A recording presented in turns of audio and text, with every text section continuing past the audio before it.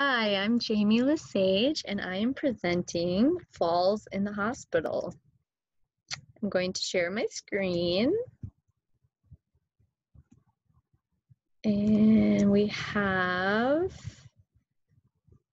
a nursing dilemma, falls in the hospital. Consequences of falls leads to the second leading cause of death in the US. Anywhere from 3 to 20% of falls occur with at least one patient one time while they're in the hospital. A policy was approved by Congress as a way to inspire hospitals to further prevent falls from occurring in the hospital. What this meant was that supplementary care due to an accidental fall was not permitted to be billed to the patient or to Medicare or Medicaid. This is causing an escalation in healthcare costs and makes it essential for hospitals to implement additional fall precautions to stay in business. What we have are unintended consequences from falls. Doctors had responded back in an article that falls and injuries can occur even when hospitals provide the best possible care. Measures to prevent falls include the use of restraints to physically keep patients from falling. Many studies have been published with the detrimental consequences of the use of restraints. Immobility for patients when using restraints will present many other problems. Promoting immobility can help to keep patients from falling, but at what cost? Pressure ulcers, otherwise known as bed sores or hospital-acquired pressure ulcers or injuries, can occur from immobility as well as pneumonia. Loss of muscle tone and weakness decreases likelihood of recovery.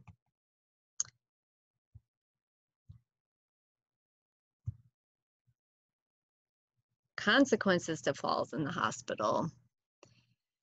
Falls endorse longer hospital stays for patients, estimating approximately 12.3 additional days, raising costs by 61%.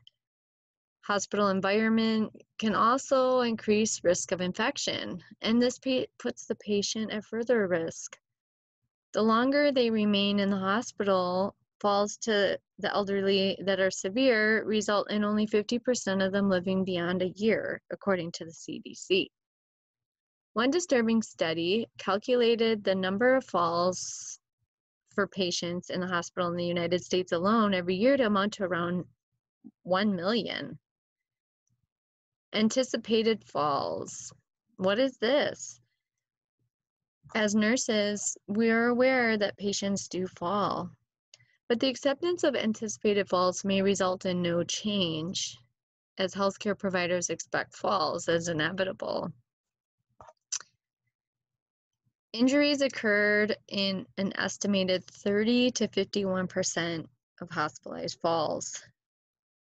Patients greater than 65 years of age amounted to over $632 million spent from accidental falls. Fractures occurred in 1 to 3% of the falls. Fractures to the femur are the result of many falls, thus decreasing the longevity and health of patients. What we have here is a necessity for change. I believe we can do better as nurses. Evidence-based practices showing a decrease in the number of falls are being studied to help decrease these healthcare costs and to provide higher safety for hospitalized patients.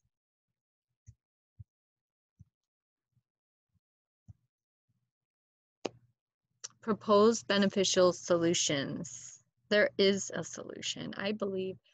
Bedside nurses have invaluable experience working directly with patients at the hospital. So who better to get insight?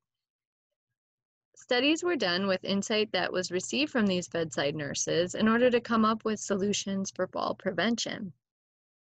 They added enhanced education regarding their hospital's fall policy. This was implemented with the staff and the patients. The education included the recording of a reenactment of a fall, showing the negative effects of the fall on the patient and the family of the patient. This really personalizes it for the nurses and the staff, just to see really what can happen from them falling, and seeing how it affects the patient's family showed to be very positive in a way to really help them want to make a difference. Fall risk signs were also put over the bed of patients. A fall contract was also introduced to patients, showing the most benefit when implemented upon admission, along with additional education. The results of the study indicated the reduction of falls by 50%. Data from 2011 through 2013 showed a reduction in falls from the implemented precautions. Reductions were seen in the cost of falls and the number of falls each year. Additional solutions. Sinnall's nursing guide emphasized the importance of having a fall risk assessment upon patient admission, additional education on the assessment of fall risk for nurses providing the care. This additional education to nurses showed an overall reduced cost of healthcare. Analysis was done on a sample of falls and reported results indicating that a fall safety agreement reduced the seriousness of the injuries occurring from a fall. These additional measures demonstrated decreased injuries from the patients who fell. There is much to be gained by studying previous falls. Data from these falls can help us to come up with these solutions to further prevent future falls of patients. Trials with positive results have implemented changes made to patient care, combining increased toileting, assessment of footwear, reviewing falls, along with additional education to staff and patients. And this was very effective, found in many studies showing positive results.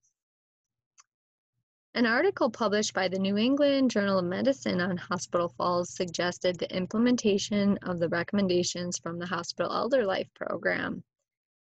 The Hospital Elder Life Program recommended delirium prevention, keeping the hospital bed low, increasing mobility with safety, around-the-clock toileting every 2 hours, along with reducing medications that are psychoactive.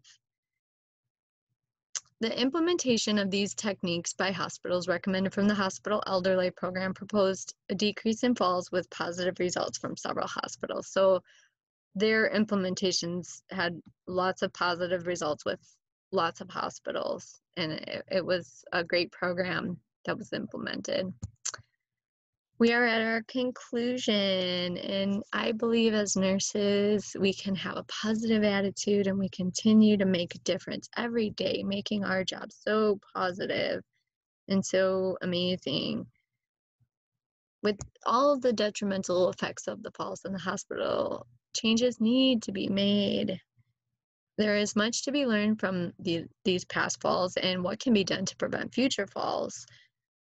Additional education to nurses and patients can promote longevity and quality of life for our patients. Really can become working as a team with the nurse and the patient, keeping the patient informed, educating them, and then working together to have more positive patient care experience. Along with the implementation of interventions necessitates the sensitivity to balancing safety and mobility.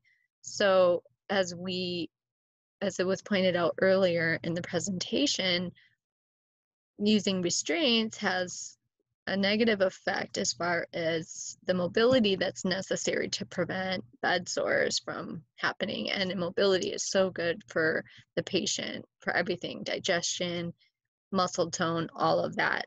So along with these interventions, we have to be very sensitive, and it's really a balancing act, and just working together to be safe and have some mobility for the patient. So working as a team to promote better outcomes will help decrease the increased healthcare costs and to promote safety for hospitalized patients. So thank you everybody for joining me and our presentation, and we can make a difference in preventing falls in the hospital and anywhere where patients receive care. Thank you very much and have a great day.